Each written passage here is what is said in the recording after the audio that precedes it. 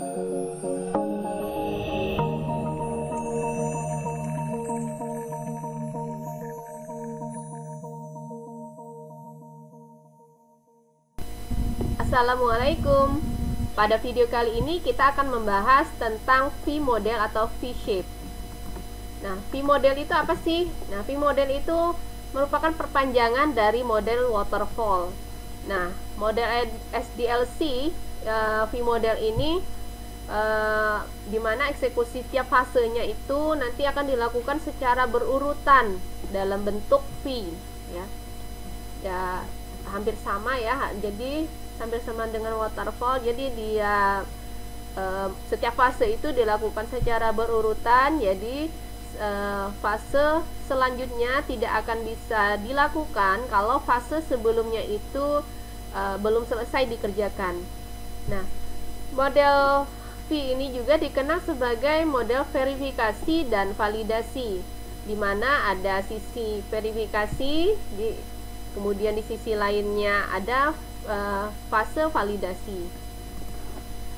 Nah, setiap fase itu yang dalam satu siklus itu pasti ada tahap pengujian yang dilakukan secara paralel. Nah, ada fase coding atau implementasi yang dimana fase ini adalah menggabungkan kedua sisi dari V-model. Nah, bentuknya seperti apa? Kita lihat di sini. Bentuknya seperti huruf V ya, V-shape seperti ini, di mana terdapat dua sisi, ya, sisi verifikasi ya dan sisi validasi. Nah, di sini di sisi verifikasinya ada requirement analysis, system design, arsitektur design, modul design, dan kemudian selanjutkan proses coding ya, pengkodean, di mana di setiap fase itu ada pengujian. Nah, kemudian ada sisi validasi ya. Validasi ini untuk pengujian-pengujian yang input dari masing-masing fase verifikasi, yaitu acceptance testing, system testing, integration testing, dan unit testing.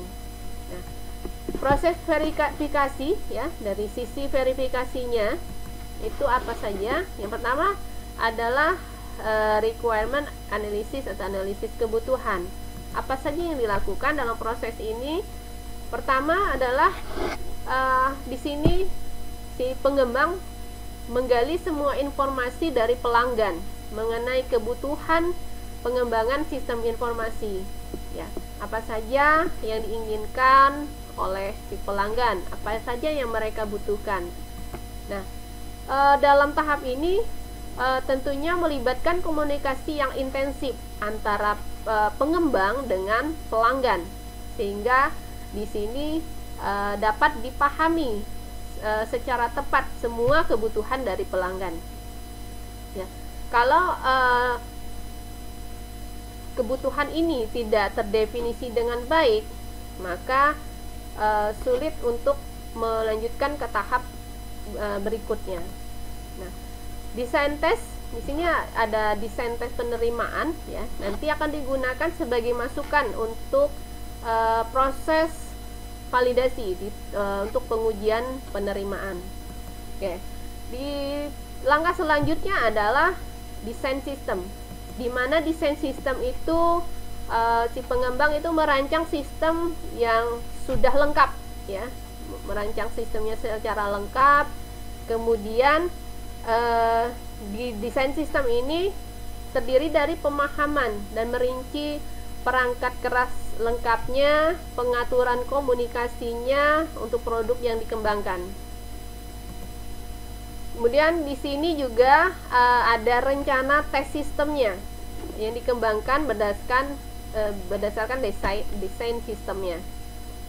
Kemudian yang ketiga itu desain arsitektur. Nah, desain arsitektur itu di mana tahap ini adalah untuk memahami dan merancang spesifikasi arsitektur. Ya. Desain sistemnya dipecah menjadi lebih kecil untuk menjadi modul yang memiliki fungsi yang berbeda-beda. Nah, di sini tujuannya spesifikasi arsitektur ini adalah supaya perangkat lunak sistem informasi itu dapat dialokasikan ke perangkat keras sistem nantinya. Nah, di sini juga akan terlihat bagaimana transfer data dan komunikasi ya antara modul internal dengan dunia luar. Jadi di sini benar-benar didefinisikan dengan jelas. Kemudian selanjutnya adalah di tahap desain arsitektur ini adalah melakukan perancangan dan pendokumentasian tes integrasinya. Oke, yang keempat itu desain modul, di mana desain modul ini merupakan desain internal yang terperinci ya untuk semua modul sistem. Nah, desain ini harus kompatibel dengan modul lain. Dan di sini nanti akan dilakukan tes unit yang akan digunakan untuk membantu menghilangkan kesalahan pada tahap awal. Ya. Nah, yang kedua adalah proses pengkodean. Setelah tadi ada proses verifikasi, kemudian ada proses pengkodean atau coding. Nah, di sini dilakukan proses pengkodean untuk membuat modul sistem yang telah dirancang pada tahap desain ya. Nah, bahasa pemrogramannya yang paling cocok ini nanti akan ditentukan berdasarkan kebutuhan sistem dan arsitektur. Dan setiap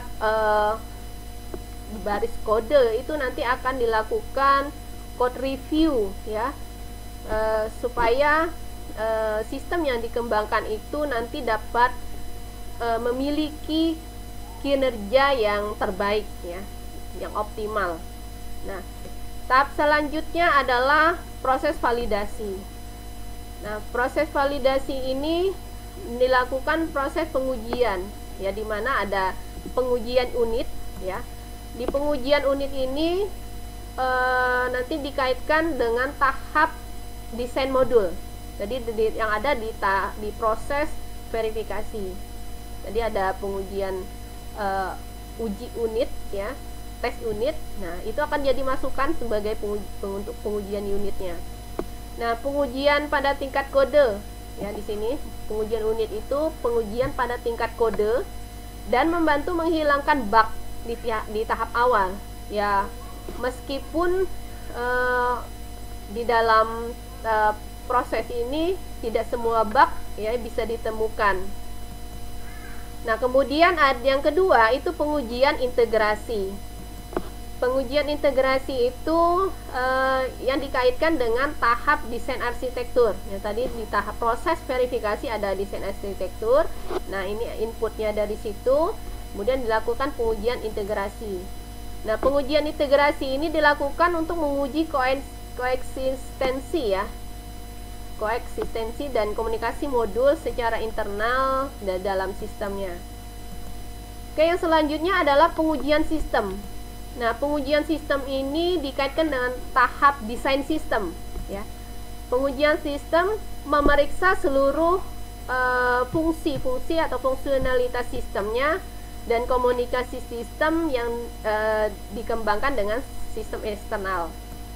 Nah, selama pelaksanaan pengujian ini, pengujian sistem ya, masalah kompatibilitas di sebagian perangkat keras, perangkat lunak ini biasanya bisa ditemukan. Yang keempat adalah pengujian penerimaan. Nah, di tahap ini pengujiannya dikaitkan dengan tahap analisis kebutuhan dan melibatkan pengujian produk ya. Jadi dilakukan pengujian terhadap produknya dan pengguna bisa mengungkapkan masalah kompatibilitas dengan sistem yang tersedia di lingkungan penggunanya.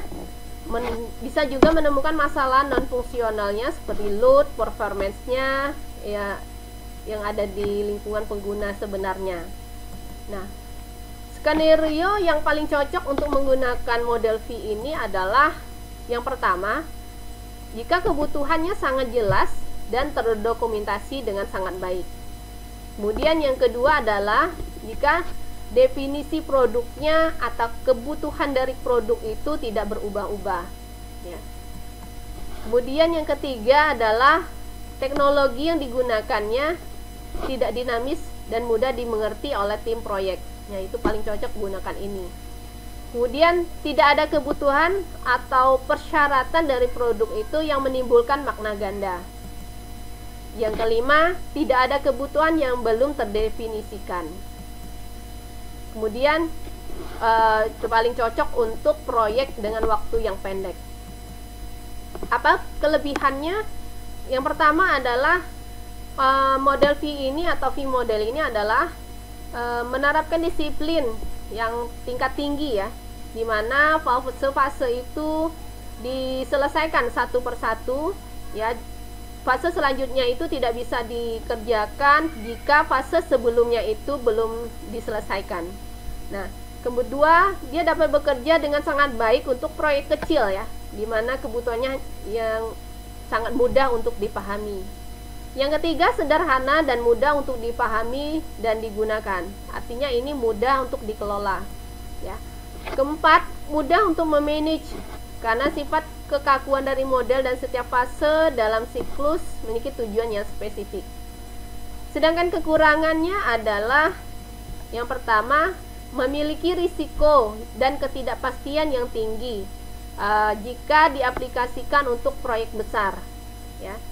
Kalaupun ini ya memiliki biaya yang cukup tinggi ya. Nah, tidak cocok untuk proyek yang kompleks dan berorientasi objek. Nah, model V ini model yang sangat buruk untuk proyek yang panjang dan berkelanjutan ya.